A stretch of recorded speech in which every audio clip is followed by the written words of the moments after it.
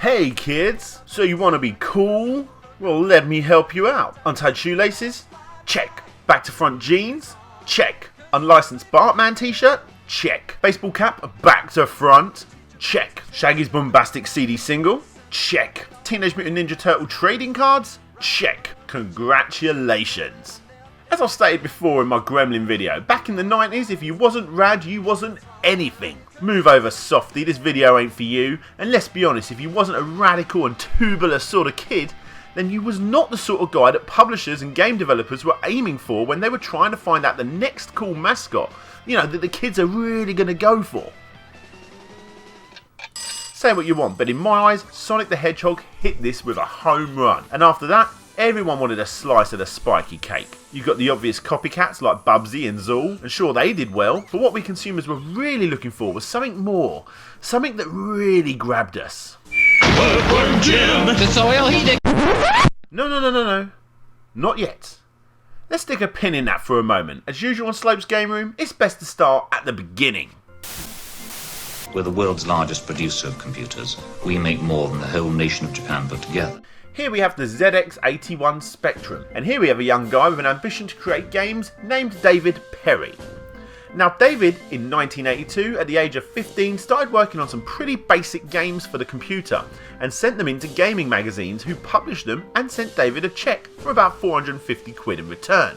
Yeah. Sure, the games are not exactly groundbreaking, but as you've no doubt guessed, this is where the magic began.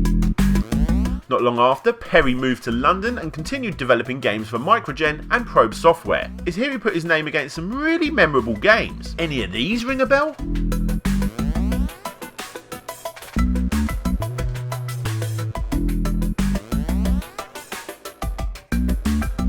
And now with a far greater reputation, it is again time for Mr. Perry to move on, leaving the UK behind and went to the US of A. And it was here that he got a job working at Virgin Games USA. Oh yes, this is where it got real. Perry worked on such great games as the Mega CD version, or Sega CD for the American listeners, of the Terminator, the Genesis version of Robocop vs Terminator, McDonald's Global Gladiators, Cool Spot, and Walt Disney's The Jungle Book and Aladdin games. Now I don't know about you guys, but for me, that would make a pretty impressive CV. I actually owned every single one of those games as a lad. No, not just now as a collector, but back then I saved up £5 pocket monies, washed cars and did whatever I could to get as much money as I could to buy every single one of those games. And you know what? Every single one is well worth checking out. They all still hold up. David Perry, on the other hand, I suppose decided he didn't want to make more 9 out of 10 rated games and formed his very own company on October the 1st, 1993. Anyone remember this? Let me tell you something, if a game you bought started with this logo, then congratulations young buyer, you've just spent £30 very, very well. Here's a little interesting fact. Did you know that the company's name was in fact influenced by the popular song Shiny Happy People by R.E.M? Don't really know what else to say about that, but yeah, pretty cool. Anyway, it was here that David signed a deal with Playmates Interactive Entertainment to distribute 3 games. Can you guess what the first one was?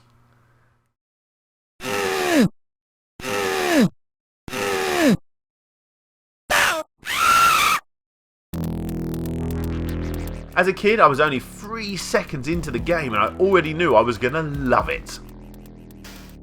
As soon as you saw the character, you was hooked. Sure, there were a lot of games back in the day that tried to make themselves look like fluid Saturday morning cartoon shows, and this is no different, except for the fact that they did it really, really well. Now, David wasn't alone with this creation. The reason the game looked so good was due to a guy called Doug Tenapple. This guy created Earthworm Jim.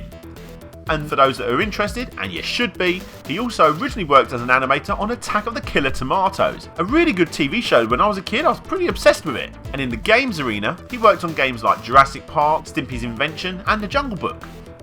And when you put the games together, it's pretty obvious that they're all done by the same guy. Anyway, Doug did this quick sketch of Earthworm Jim, showed it to David, and David snatched up the rights and started working on the fantastic series. And the story goes like this. Jim was your everyday earthworm. That wasn't until a super suit fell from space and just so happened to land directly onto Jim, giving him crazy strength. And that's really it. you need to fight off the bad guys, who are brilliantly designed, might I add, and save Princess What's-Her-Name.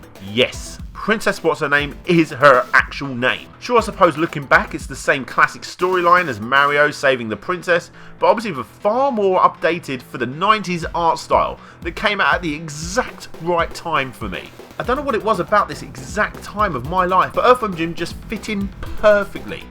And obviously, I'm onto something, as Nickelodeon actually ended up airing the popular TV show based on the video game series. Hold up a minute, we're not there yet. Instead, let's go back to August 2nd, 1994 and look at the first game in the series, which is obviously called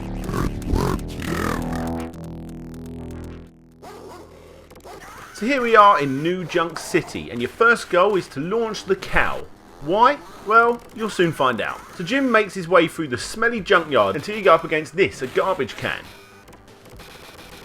Just like all the bosses in the game, you really need to find out the best pattern to beat him. Eventually you go up against Chuck, an overweight labourer looking dude, on a crane that burps up whole fish. At the end of every level you pull your spaceship out of your pocket and zoom onto the next stage. Groovy! However, before moving on to the next stage, Jim must face his rival Psycho in this mini race, trying to collect bubbles and boosters to help you get to the end before your rival. If you win, you go straight on to the next level, but if you lose, you have to fight him. Now, the fight isn't the best battle in the game, so it's a good thing that the races are actually quite easy. Either that, or I've played it way too much.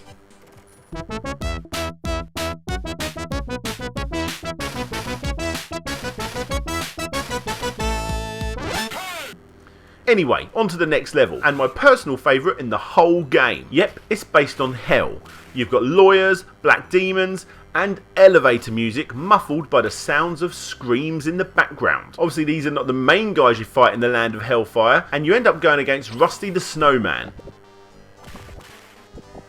And if you look in the background you can see the level's final boss, Evil the Cat. When you finally go up against him, you're in for quite a surprise. You have this first section where Jim is no longer in his suit and you have a big cat at the top shooting fire at you. Jump over the fire, get your suit back, and now it's time for a battle of quick draw, as he comes at you from different angles and you need to quickly shoot him over and over again until the cat's 9 lives are over.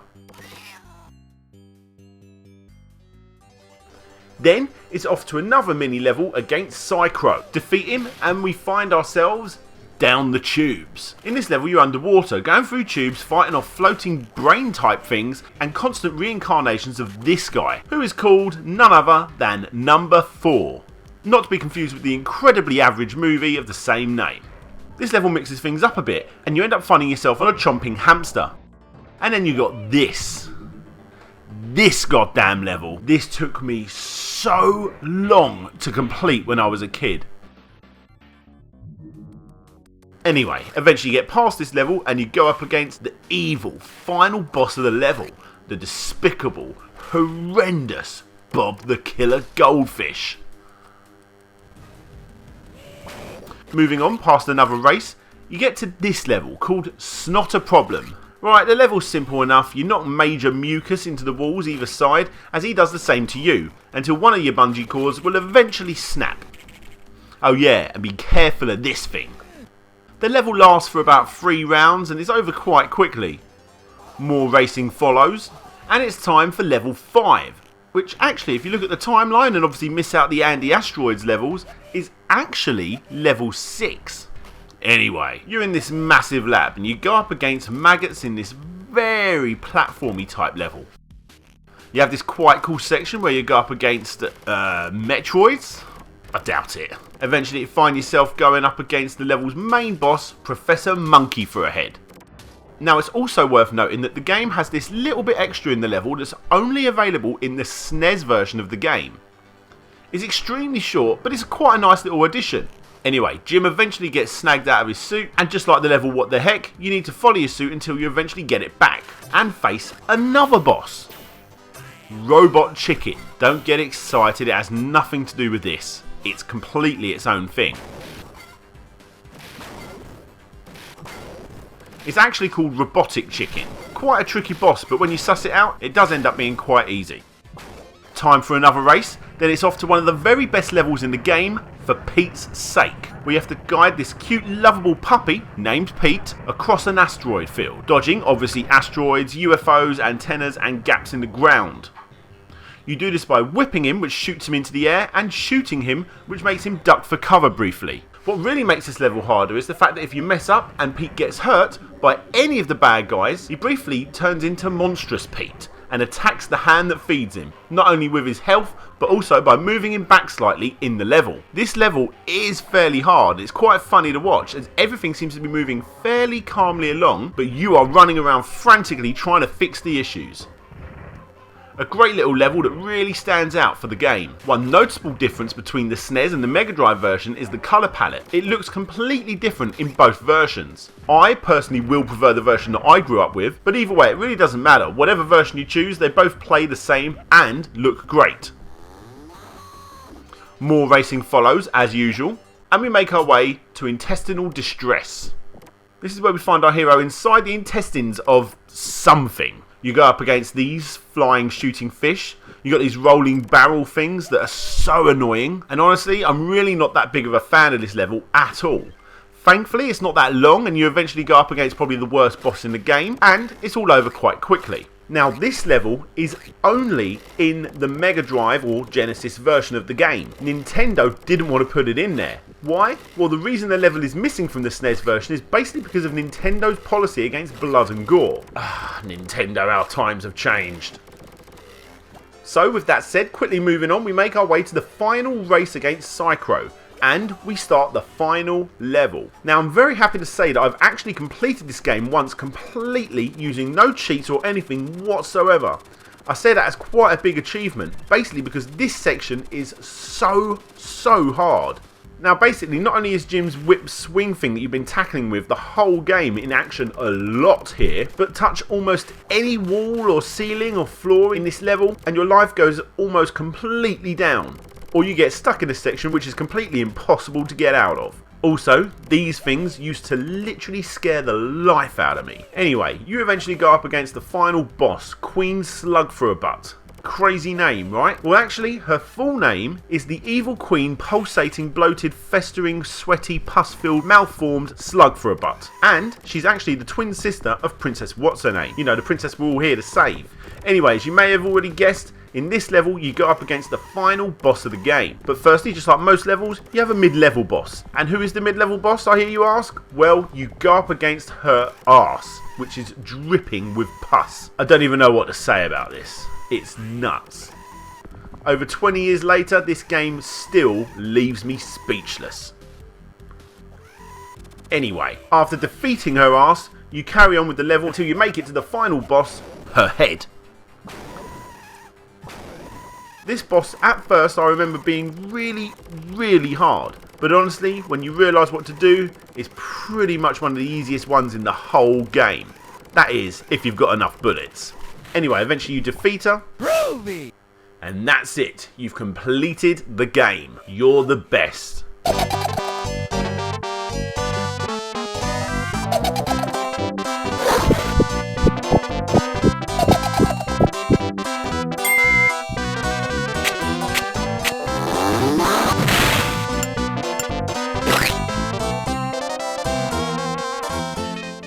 What a great game. Sure, Earthworm Jim didn't get his prize, but man, what an awesome ending. Eventually this happens, and that is the end.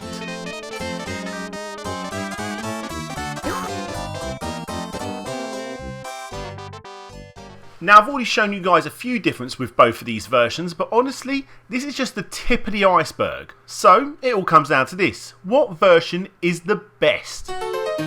Well, the SNES version has the extra section found in level 5, but the Mega Drive has a whole other level, albeit the worst in the game, but it is there. Plus the music is a lot better on the trusty Genesis version. Just listen to this.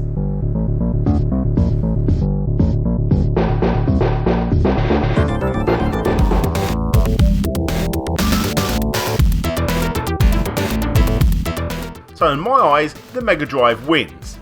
Even Nintendo released the Mega Drive / Genesis version on the Virtual Store over the SNES version on the Wii, complete with the missing level.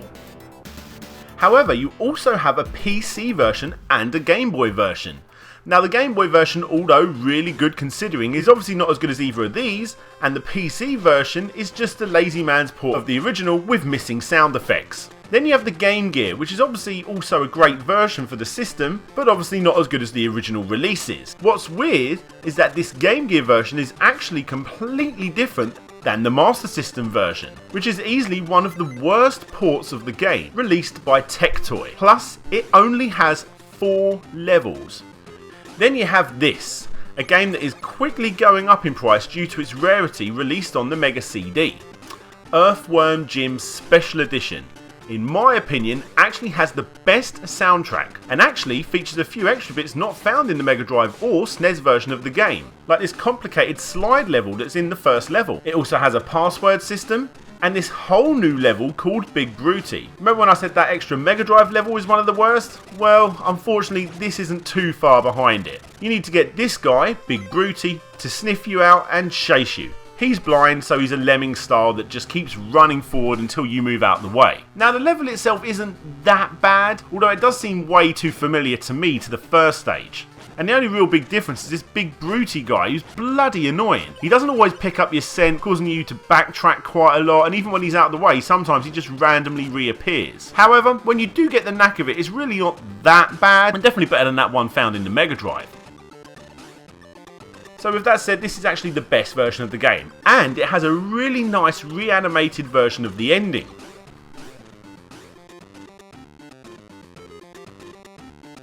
So that should be it, right? Well, actually no. Nintendo went back on their no gore policy again by releasing the SNES version of Earthworm Jim on the Game Boy Advance, but with the extra level. Unfortunately, the game sucks. Which finally brings us to the final version of this game so far. Just when everyone was jumping on the HD remakes, well, Earthworm Jim got one too, for the 360 and the PlayStation 3 store. There was no shadow of a doubt that if you can get past that pixel art style, then this is going to be the best looking version of the game. It also comes with 3 extra bonus levels. As for other additions to this version, you've got a nice little comic book style intro introducing the storyline. It does have that extra bit found in the SNES version, but it doesn't have those extra bit of levels and extra levels found in the Mega CD version, but it does have the intestinal distress version found in the Mega Drive version. However, there is one extra only found in Earthworm Jim HD, and that is 4-player co-op, so you can play similar to those Super Mario Bros. Wii games. A very nice extra. So, if you ask me which one is better, well, I think it's definitely going to be between these two. I think that the HD remake might slightly win, but it is a really close call. And I really do love the original pixel art style of the original. It's so hard. So, well, I'll let you decide. Whatever version you choose, most of the time, you're going to have a good time. This is the story of Earthworm Jim video game. In outer space, a sweet evil cyborg lost a green cyberspace suit while it smooshes. Right in that slimy Earthworm Jim, and blammo, he becomes a superpowered hero. He takes out that precious dog. Then that stupid worm goes onto the planet X. He even tries mucus spongy jumping. And if that doesn't stop him, maybe the battle with Queen festering sweaty slug for a butt will. Earthworm Jim probably. As the game was loved not only by me, but by critics, and obviously due to the success of the game, young DJ Slope didn't have to wait very long for a sequel. Thankfully, on December 22nd, 1995, we got Earthworm Jim 2. That was a Christmas I will never ever forget. So, the big question on everyone's lips, is number 2 better than number 1? If you ask me, yes it is. I don't want to take anything away from that original, it's a brilliant game, but I think the second is slightly better in the gameplay arena, while keeping the same Earthworm Jim humour found in the first game. Let's take a look.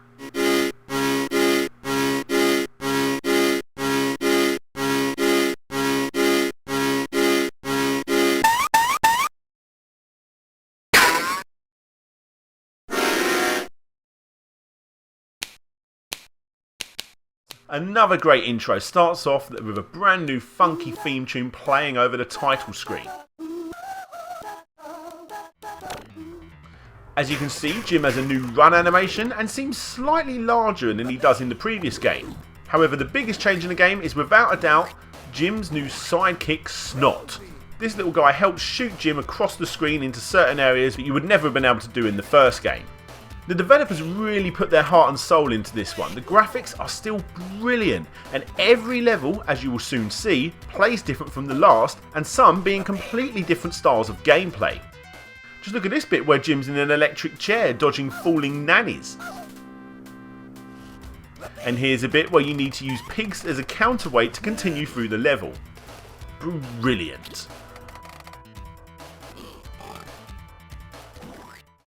Well done. Moving on to the next level, which you actually end up making yourself. Move over, Mario Maker.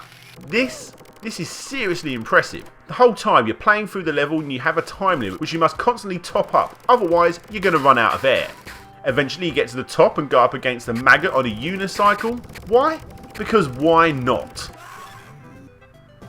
Next up is one of my favourite levels in the game, where Jim holds a massive marshmallow, catching Peter Puppy's puppies.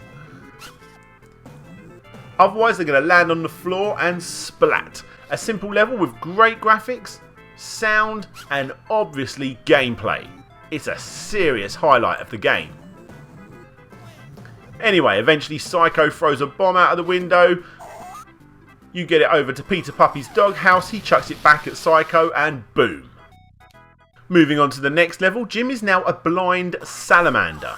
Yep, in this level Jim swims through a series of intestinal caverns until he eventually makes his way to a game show.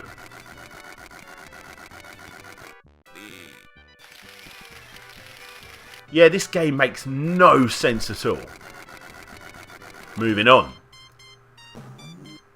Oh my god, prepare to be frustrated, as you've got to bounce this bomb attached to a hot air balloon to the end of this isometric level.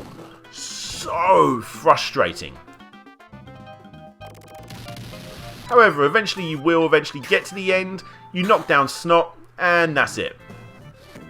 More puppy love levels follow, and here we are with a welcome return to the classic platforming. It's quite similar to the first level. Instead of carrying pigs, you carry cows, avoiding UFOs with udders on them. You do this so you can produce enough milk, and you can get onto the next section of the level.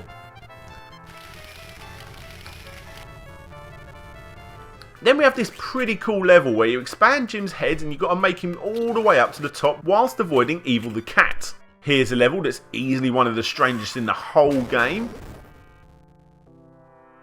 You're in a world of paper and fire. Yeah, this level is simple enough, a good classic platforming stage. Then it's more puppy love. This is never getting old. And then it's time for a level with meat when you're running away from a salt shaker whilst listening to Jamaican sounded tunes. This game is so weird. Obviously the boss doesn't disappoint either, as you're fighting against a slice of pizza. The next level is actually quite a lot easier than expected. Remember that level from Sonic 2 where you race Metal Sonic? Well, this is the exact same sort of idea. You're having a running race. Eventually, obviously, the more you play, the more easier it gets, and it won't be long until you completely leave him behind. And that's actually it. It's a bit of an anticlimactic ending, but still a great gaming experience nonetheless. And the ending is brilliant as usual.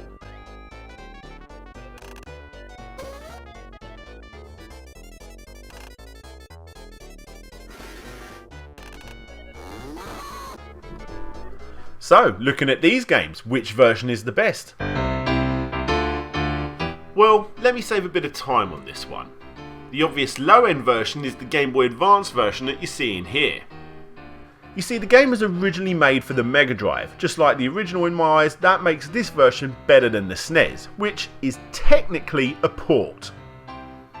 Then you got the MS-DOS version, which although has better sound, is actually missing the second level.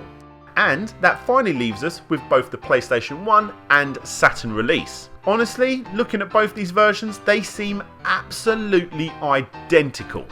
And the only reason I choose the Saturn version over the PlayStation 1 is the fact that the box art is slightly bigger. Yep. In other words, it really does not matter what version you get. Now, I've spoken about the two games in the Earthworm Jim series and all those crappy inevitable ports and quality remakes, and Really? This is everything you need to know about this series of games. Let's just end the video here and all have a nice sing-along. Earthworm Jim, the soil he did crawl. Earthworm Jim, a super. Okay. I'm sorry guys, we're going to have to hold up a second. Why? Well, Earthworm Jim was one of those popular 2D franchises that unfortunately made the horrific jump to 3D. Very few games could pull this off, and obviously most didn't. Earthworm Jim 3D was one of those games that didn't do it well.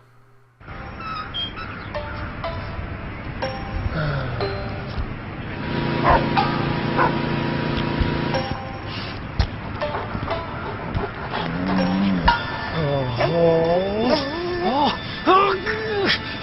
13 weapons, 40 new and returning characters, hundreds of new puzzles to solve, and 15 larger-than-life 3D levels. Earthworm Jim 3D. Get in, or get out.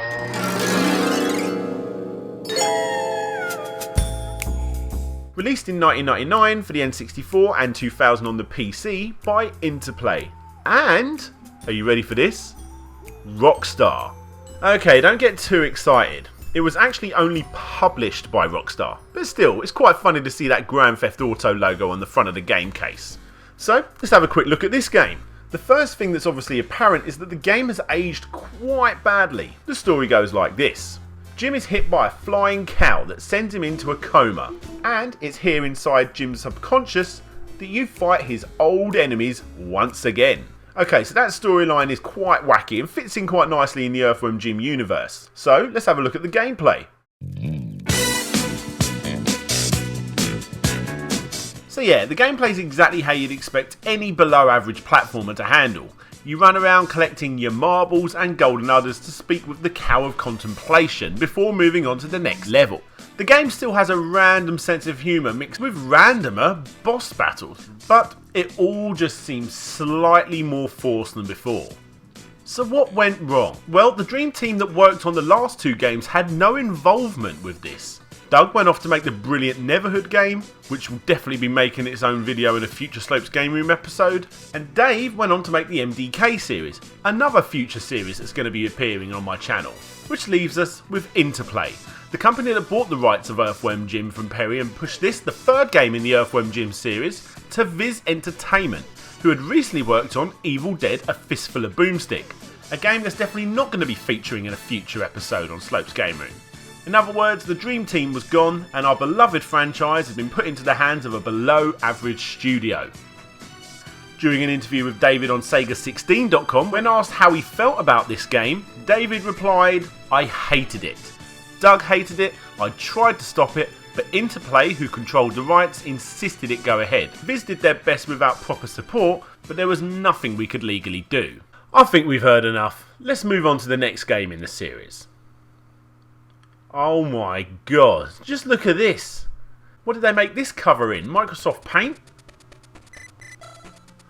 Earthworm Jim Menace to the Galaxy was the fourth and final release in the series by Crave Entertainment for the Game Boy Color on November 16, 1999.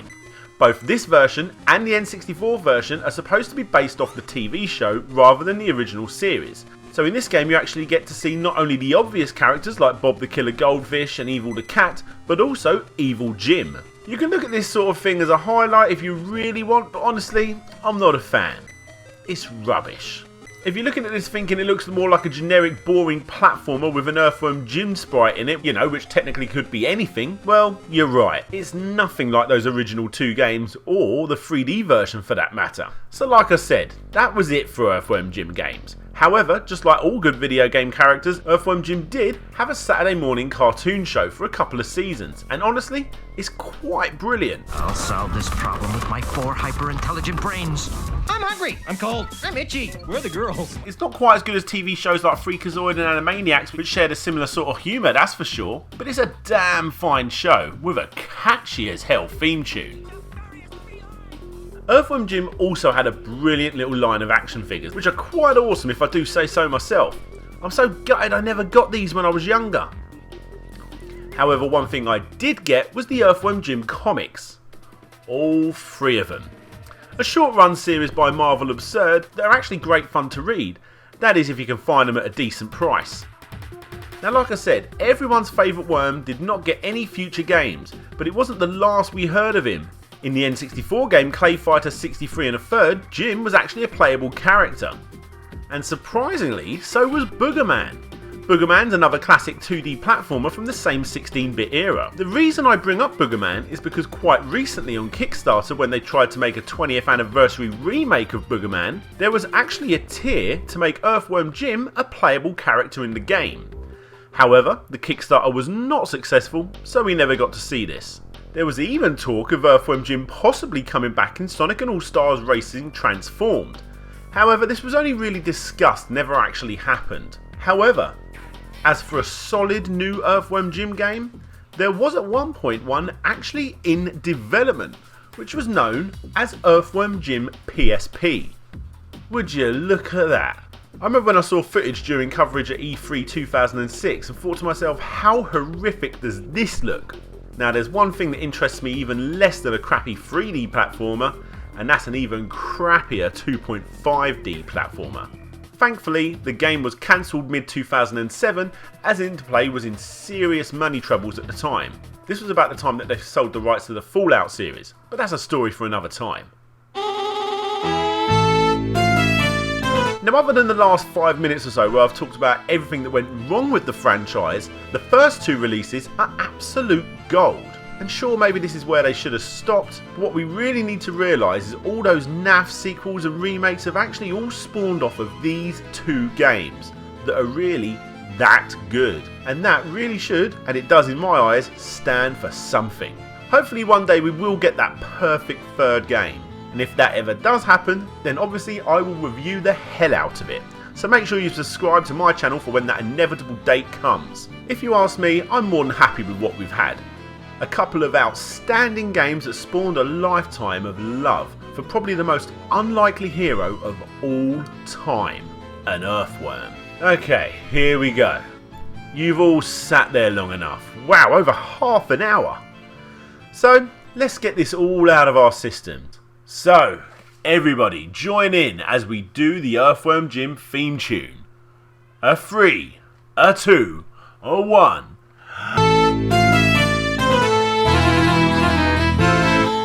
Hey guys, thanks for watching my review here on Earthworm Jim. I have spent so long on this video and I really do appreciate if you made it this whole way. I've put a couple of links up the top here that I think you'll enjoy. Firstly, you got the Zombies Ate My Neighbours trilogy. Then you got the complete history of Golden Axe and Streets of Rage the complete story. I class all of these videos as some of my best work, so I really do suggest checking them out. If you want to see videos like this, see work in progress and suggest future episodes, then click on that lovely P shape right in the middle of the screen to support me over on Patreon. Come and check me out on Twitter and Facebook where I update posts daily, and obviously most importantly subscribe to my channel so you don't miss any future videos. This is DJ Slope signing out, and hopefully I'll see you all next time.